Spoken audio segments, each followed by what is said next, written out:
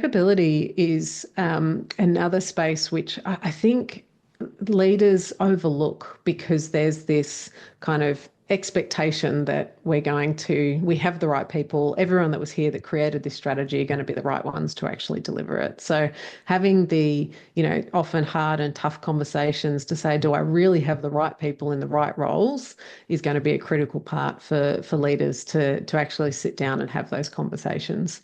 And it could be when you start looking at your competitor set, for example. So when you look at your competitor set and you start looking at, well, how do we level up our capability? You might see that, say, perhaps in the marketing space or in the sales space, that your competitor has a more senior or more experienced operator than what you do. And so you have to start looking at, well, where do I need to level up?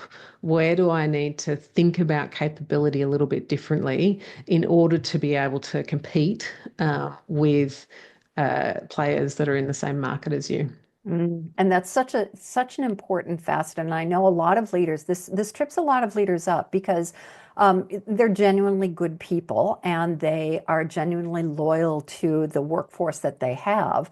But sometimes the people that they have, even though they're great people, may not be fit for the current strategy or the where the organization is going.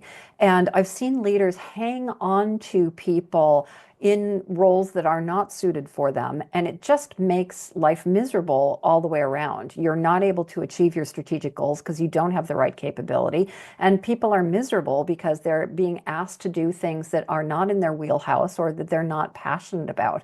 I worked for somebody many years ago, and she was an interesting manager, but I learned a lot from her. And one of the things that I learned is she had a saying, there's a dog for every doghouse and a doghouse for every dog. And just because your dog is in the wrong doghouse does not mean that they're a bad person.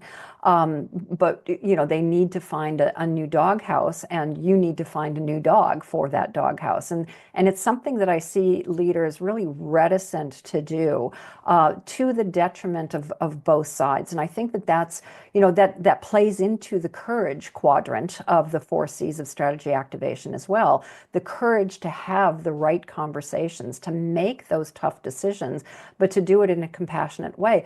But I've also seen organizations able to redeploy those people in different ways. Again, if you think outside the square, don't think about the skill set that they have, think about the potential that they offer. Can they be upskilled or reskilled, which is part of our modern talent strategy?